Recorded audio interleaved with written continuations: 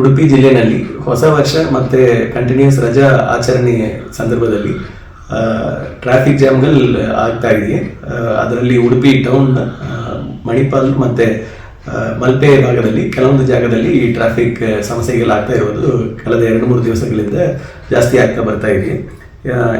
ಇದನ್ನು ತಡೆಗಟ್ಟುವ ನಿಟ್ಟಿನಲ್ಲಿ, ಇದನ್ನು ಸರಿ ಮಾಡುವ ರೀತಿಯಲ್ಲಿ ನಾವು ಕೆಲವೊಂದು ಮಾರ್ಗ ಬದಲಾವಣೆಗಳನ್ನು ಇವತ್ತಿಂದ ಜನವರಿ 2ನೇ ತಾರೀಕು ತನಕ ಸಂಜೆ 4ರಿಂದ 9 ಗಂಟೆ ತನಕ ಈ ಮಾರ್ಗ ಬದಲಾವಣೆಗಳನ್ನು ಮಾಡಲಿಕ್ಕೆ ಚಿಂತೆ ಮಾಡಿದ್ದೀವಿ.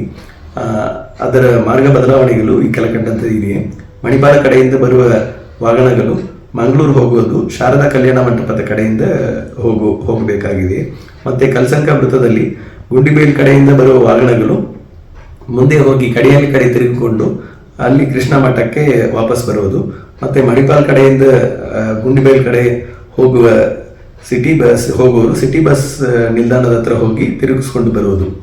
ಅದೇ ಥರ ಕರಾವಳಿ ಜಂಕ್ಷನ್ನಲ್ಲಿ ಮಲ್ಪೆಯಿಂದ ಬರುವವರು ಅಲ್ಲಿ ಯಾವುದೇ ಫ್ಲೈಓವರ್ ಕೆಳಗೆ ಕ್ರಾಸ್ ಮಾಡದೆ ಮುಂದಕ್ಕೆ ಲೆಫ್ಟ್ ಟರ್ನ್ ಮಾಡಿ ಮುಂದಕ್ಕೆ ಹೋಗಿ ಆದರ್ಶ್ ಮೋಟರ್ ಹತ್ರ ಯೂ ಟರ್ನ್ ಮಾಡಿ ಬರುವುದು.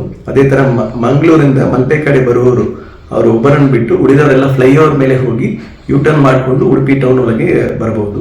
ಅದೇ ಥರ ಮಲ್ಪೆ ಬೀಚಿಂದ ಬರುವ ವಾಹನಗಳು ಅವರು ಮಲ್ಪೆಯಿಂದ ಹೊರಟು ನೇಜಾರು, ಹೂಡೆ ಆ ಕಡೆಯಿಂದ ಬಂದು ಸಂತೆಕಟ್ಟೆಯಿಂದ ಬಂದು ಮತ್ತೆ ಯೂ ಟರ್ನ್ ಮಾಡಿಕೊಂಡು ಹೈವೇಗೆ ಬರಬಹುದು.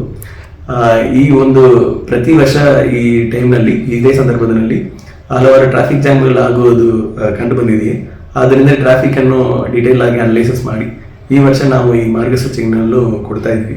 ಅದರಿಂದ ಸಾರ್ವಜನಿಕರು ನಮ್ಮ ಜೊತೆ ಕೋಆಪರೇಟ್ ಮಾಡಿದಲ್ಲಿ ಇದು ಟ್ರಾಫಿಕ್ ಜಾಮ್ ಕಡಿಮೆ ಮಾಡಲಿಕ್ಕೆ ನಮ್ಮ ಕಡೆಯಿಂದ ಆದಷ್ಟು ಪ್ರಯತ್ನ ಮಾಡ್ತೀವಿ.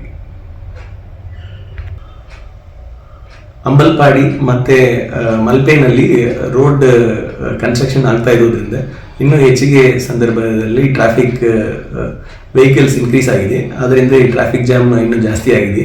ಅದನ್ನು ಕಡಿಮೆ ಮಾಡುವ ನಿಟ್ಟಿನಲ್ಲಿ ಈ ಮಾರ್ಗ ಬದಲಾವಣೆಯನ್ನು ಮಾಡಲಾಗಿದೆ.